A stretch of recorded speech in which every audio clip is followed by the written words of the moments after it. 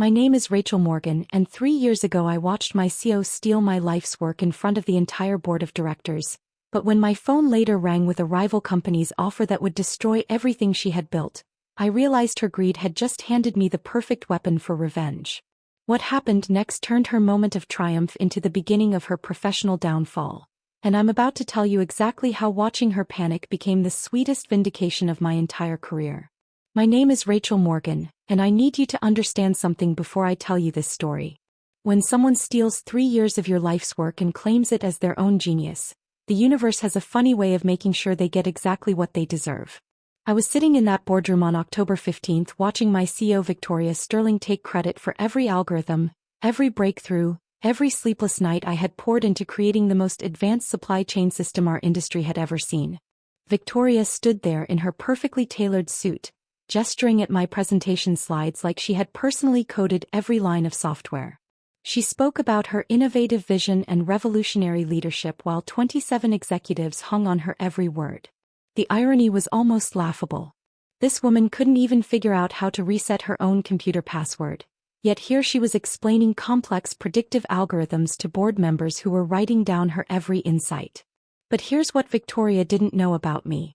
While she spent her days in executive meetings talking about synergy and strategic initiatives, I had been quietly building something that would save Pinnacle Industries $15 million every single year. Not because I wanted recognition or praise, but because I genuinely believed that solving impossible problems was what made work meaningful. I had started as a senior systems analyst 3 years earlier, recruited by Victoria herself with promises about innovative collaboration and career advancement. She painted pictures of a company where breakthrough ideas would be celebrated and the people behind them would be rewarded appropriately. Those promises felt genuine at the time, especially when she would stop by my workstation to check on my progress and offer encouraging words about how my dedication was exactly what Pinnacle needed. The system I developed wasn't just an improvement on existing processes. I had reimagined how inventory could move through global networks, created algorithms that could predict supply disruptions before they happened, and built integration protocols that connected every warehouse in real time. It was the kind of breakthrough that comes along maybe once in a career, the kind of work that establishes your reputation in an industry forever. Victoria knew exactly how valuable my creation was, which made what happened next even more calculated and cruel. As I finished explaining the technical specifications to the board, answering every detailed question about implementation timelines and cost projections, she stood up with that smile I had learned to recognize over the past few months. It wasn't the smile of someone genuinely proud of their team's accomplishments. It was the smile of someone who had been planning this moment for a very long time. She thanked me for my valuable assistance in bringing her innovative vision to reality, then proceeded to describe every breakthrough as if it had emerged from her own technical expertise. She spoke confidently about her comprehensive understanding of logistics optimization while I sat there watching 3 years of my professional life get rewritten in real time. The board members nodded appreciatively, clearly impressed by what they believed was Victoria's personal genius, completely unaware that she was taking credit for work she couldn't even troubleshoot if problems arose. But as devastating as that moment felt, my phone was about to deliver news that would transform this betrayal into the opportunity one never knew I was waiting for. The message that appeared on my phone during Victoria's victory speech came from David Patterson, CEO of Apex Solutions, our biggest competitor. 3 simple words that made my heart race: "We need to talk." David had been sitting in the back row as an invited industry observer, watching what Victoria presented as Pinnacle's proprietary breakthrough. Within 2 hours I was sitting across from him in a conference room that overlooked the city skyline, learning that my professional nightmare was about to become someone else's worst fear. David didn't waste time with small talk or corporate pleasantries. He leaned forward and said something that made me realize he had been paying very close attention during that presentation. Every technical question the board asked was answered by you, not by the CEO who claimed to have developed the system. Every algorithm explanation came from you. Every implementation detail came from you. Victoria Sterling couldn't answer a single technical question without looking to you for confirmation. The conversation that followed revealed just how carefully David had been watching our industry developments. Apex Solutions had been struggling to develop their own supply chain optimization platform for over 2 years, investing millions in research and development without achieving the breakthrough they needed to compete effectively. They had heard rumors about Pinnacle's revolutionary system, and David had attended our presentation specifically to understand what they were facing in the marketplace. But David was more than just a successful CEO trying to assess his competition. He was someone who had built his company by recognizing genuine talent and innovation, regardless of where he found it. As we talked, he asked detailed questions about system architecture, algorithm design, and implementation challenges that made it clear he understood exactly what kind of technical expertise was required to create what Victoria was claiming as her personal achievement. The offer David presented was unlike anything I had ever imagined possible. Double my current salary, equity participation in a rapidly growing company, and complete ownership of any systems I developed. But the most attractive part wasn't the financial compensation. David was offering me something Victoria had stolen. Recognition as the actual architect of revolutionary technology, not as someone's uncredited assistant or supporting team member. Apex Solutions was prepared to invest $50 million in developing a superior supply chain optimization platform, and they wanted me to lead that development using my expertise and vision. David spoke about creating something that would set new industry standards, about building technology that would make current solutions look primitive by comparison. He was offering me the chance to prove that my stolen work was just the beginning of what I could accomplish when working with people who actually valued innovation. As I listened to David outline his vision for the future of logistics technology, I realized that Victoria's theft had accidentally created the perfect setup for professional vindication. She had stolen credit for my work, but she hadn't stolen my knowledge, my skills, or my ability to create something even better. She had also made a critical miscalculation about what would happen when the actual creator of revolutionary technology was given unlimited resources and complete creative freedom at a competing company. The decision I was about to make would set in motion a series of events that would prove Victoria's moment of triumph was actually the beginning of her professional downfall. But first, I needed to understand exactly what I was walking away from and what I would be walking toward. David's final words as our meeting ended were something I would remember for the rest of my career. Innovation belongs to the people who actually create it, not to the people who are skilled at taking credit for other people's work. Walking into Victoria's office the next morning to give my resignation felt like stepping into a predator's den, but I had never been more confident about a professional decision in my entire life. She was sitting behind her mahogany desk, probably still basking in the glory of yesterday's board presentation where she had stolen credit for my 3 years of work. What she didn't know was that her moment of triumph had just created the opening for my escape to something far better. Victoria looked up from her computer with that fake smile she reserved for employees she considered beneath her attention. Rachel, perfect timing. I wanted to discuss your future role now that we've successfully launched my supply chain innovation. I'm thinking we could transition you into more of a maintenance and support position for the system. The audacity was breathtaking. She was actually trying to demote me to maintaining the very system I had created while she took credit for designing it. I placed my resignation letter on her desk and watched her expression shift from condescending confidence to genuine confusion. I'm resigning from Pinnacle Industries effective in 2 weeks, I said calmly. I've accepted a position with another company that better aligns with my career goals. Victoria's face went through a series of interesting expressions as she processed what I had just said. First confusion, then alarm, then something that looked almost like panic. You can't be serious, she stammered, picking up my resignation letter like it might bite her. After everything this company has invested in your development, after the success we just achieved with my supply chain project, you're going to throw away your career for some unknown opportunity? The way she emphasized my supply chain project, while trying to convince me to stay, revealed everything about how she viewed what had happened in that boardroom. Victoria spent the next 20 minutes trying to convince me to reconsider, offering small salary increases and vague promises about future advancement opportunities. But every word she spoke made it clearer that she had no idea what she had actually stolen or how impossible it would be for her to maintain the system without me. She kept referring to the technical work as our collaborative effort, while simultaneously trying to take full credit for the innovation behind it. The most telling moment came when she asked me to prepare detailed documentation about system maintenance procedures before I left. She tried to frame it as standard transition protocol, but I could see the desperation in her eyes. Victoria was finally realizing that stealing credit for technical innovation doesn't automatically grant you the knowledge to troubleshoot problems or implement updates when things go wrong. I agreed to provide basic transition documentation, nothing more than what professional courtesy required.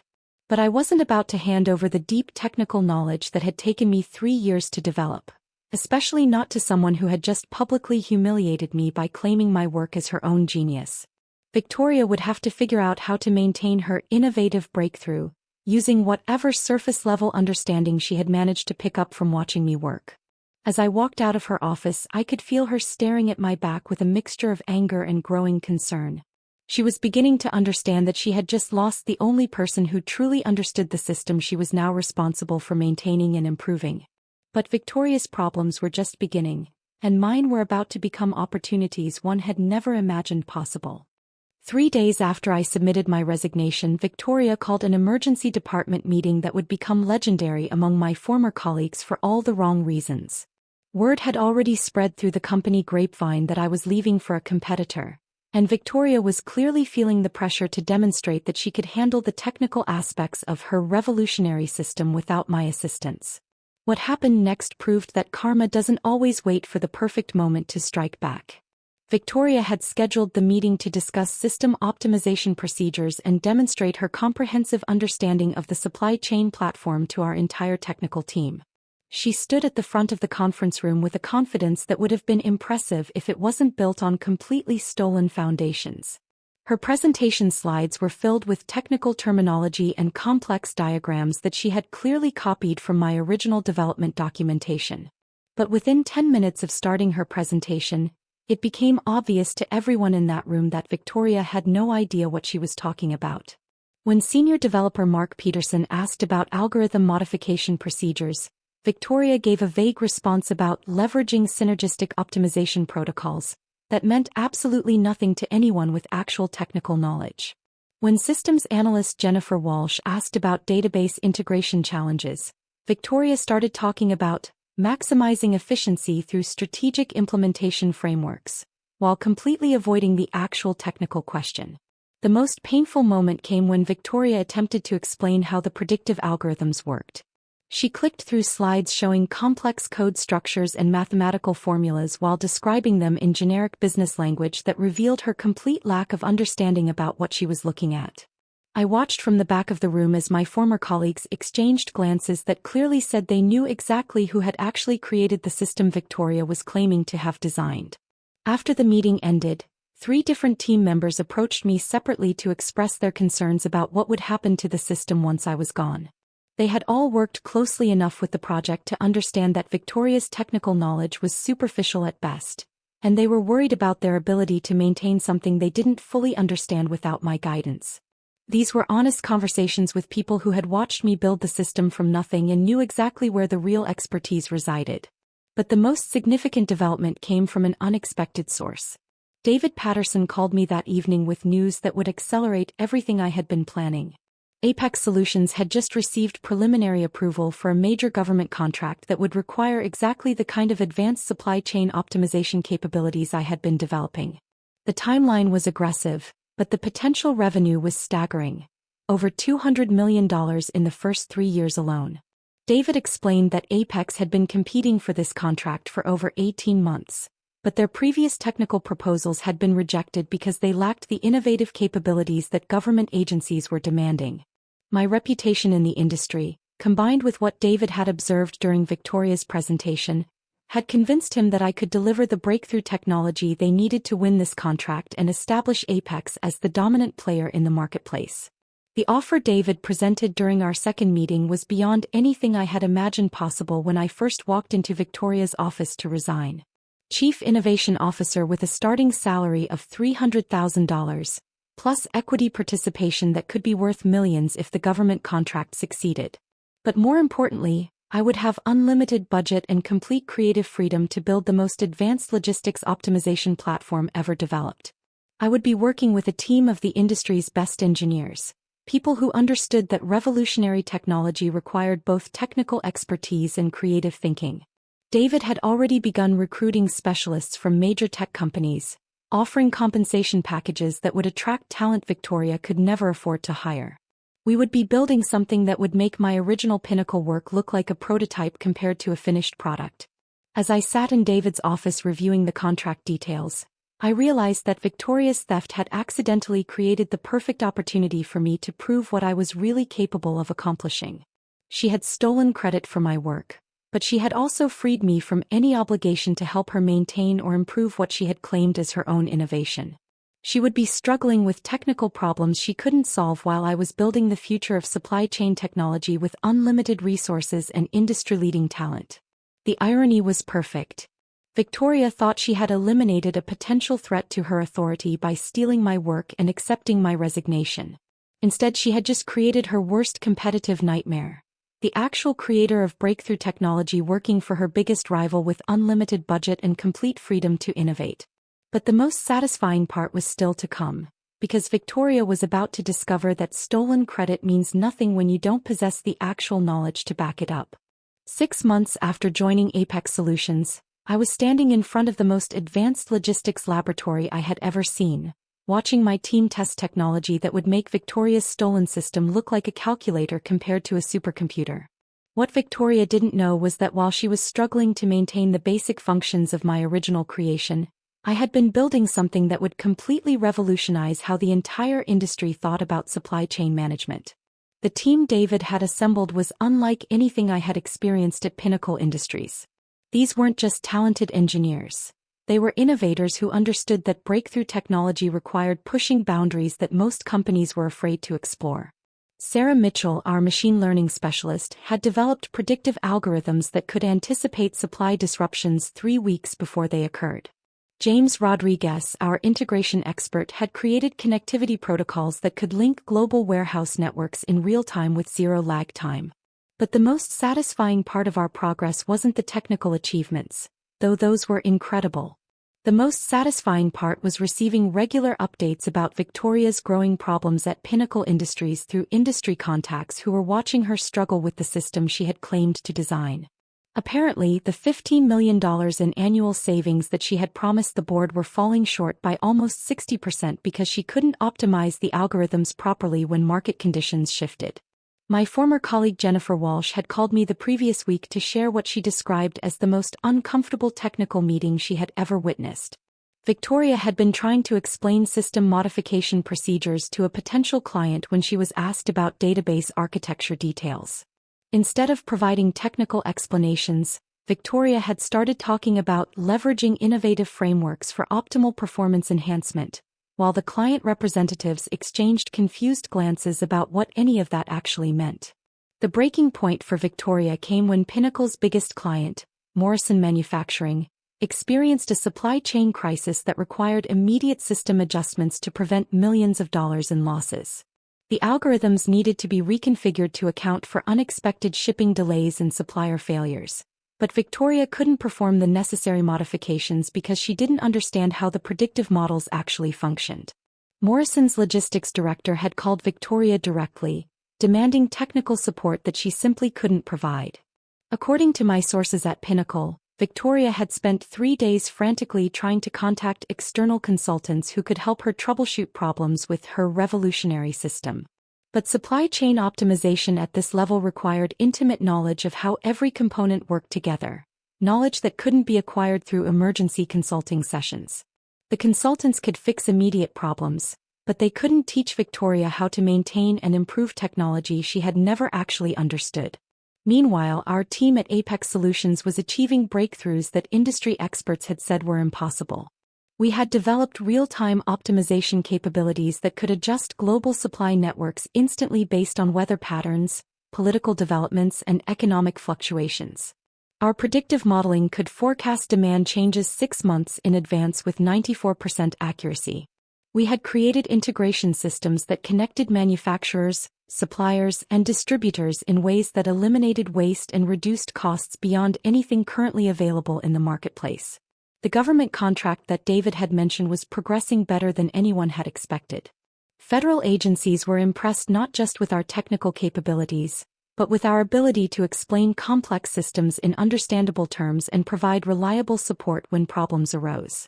Unlike Victoria, who struggled to answer basic questions about her stolen technology, I could walk government officials through every aspect of our platform because I had designed and built every component myself. But the real validation came during the National Logistics Conference, where I was scheduled to present our new platform to over 3,000 industry professionals. Victoria would be in attendance as Pinnacle CEO, probably expecting to see some inferior copy of the system she had stolen from me. Instead, she was about to witness technology that would make her realize just how far behind her company had fallen while she was busy taking credit for work she couldn't maintain or improve. Industry publications were already calling our platform the most significant advancement in supply chain technology in over a decade. Companies were requesting demos and pilot programs before we had even officially launched. David was fielding calls from potential clients who wanted to be among the first to implement what analysts were describing as revolutionary logistics capabilities. The irony was becoming impossible to ignore. Victoria had stolen my work to advance her career and establish herself as an innovative technical leader. But her theft had actually freed me to create something far superior while working with people who valued genuine innovation over stolen credit. She was struggling to maintain technology she didn't understand while I was building the future of an entire industry with unlimited resources and complete creative freedom. As I prepared for the conference presentation that would reveal our capabilities to the entire logistics community, I realized that Victoria's moment of triumph in that Pinnacle boardroom had actually been the beginning of her professional downfall. She had thought she was eliminating a potential threat by stealing my work and accepting my resignation. Instead, she had created her worst competitive nightmare while handing me the opportunity to prove what I could accomplish when working with people who actually understood the value of genuine technical expertise. Standing on the stage at the National Logistics Conference, looking out at 3,000 industry professionals including Victoria Sterling in the fifth row, I realized this moment would define not just my career but the future of supply chain technology for the next decade. Victoria was sitting with the Pinnacle Industries delegation, probably expecting to see some attempt to copy the system she had stolen from me, completely unaware that she was about to witness her own professional destruction. I began the presentation by addressing something that everyone in the audience had been wondering about since Apex Solutions announced our revolutionary platform. Many of you have heard about recent developments in supply chain optimization technology, I said, clicking to a slide that showed global logistics networks. Today, I want to show you what the next generation of supply chain management actually looks like when innovation is driven by genuine technical expertise rather than borrowed concepts. The first demonstration showed real-time optimization across 12 different manufacturing networks simultaneously. Our system was processing supply chain data from 6 different countries, adjusting inventory flows based on weather disruptions in Asia, political developments in Europe, and economic fluctuations in South America. The predictive algorithms were forecasting demand changes 18 months in advance while automatically modifying supplier relationships to maintain optimal efficiency levels. I watched Victoria's expression shift from confident curiosity to growing concern as she realized that what she was seeing far exceeded anything she had ever imagined possible. Her stolen system could optimize individual warehouse operations and predict basic supply patterns. Our platform was reimagining how global commerce could function when every component of the supply chain was connected through intelligent automation. The audience reaction was immediate and overwhelming. Logistics directors were taking notes furiously while supply chain executives leaned forward to better understand the technical capabilities we were demonstrating. Industry analysts were already typing articles about what they were witnessing, recognizing that our platform represented a fundamental shift in how companies would manage global operations. But the most devastating moment for Victoria came during the question and answer session. A logistics consultant from Germany asked about algorithm modification procedures when dealing with unexpected disruptions.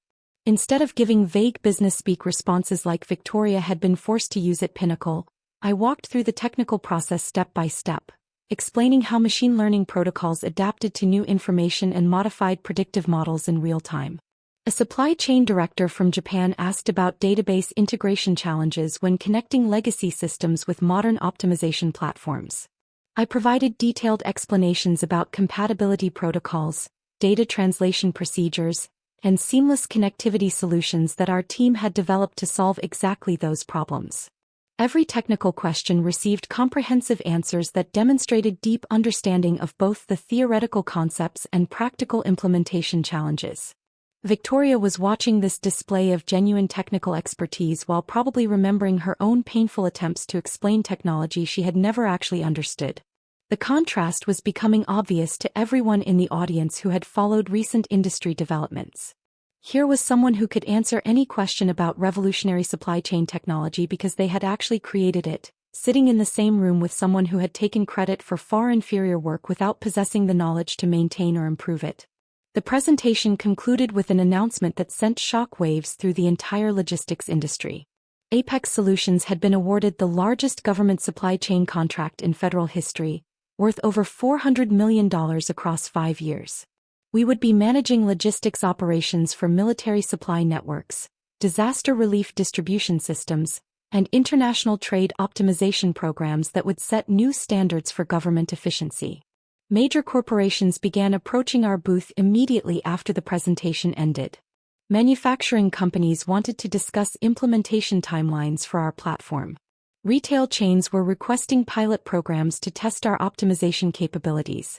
International shipping companies were inquiring about integration possibilities with their existing networks.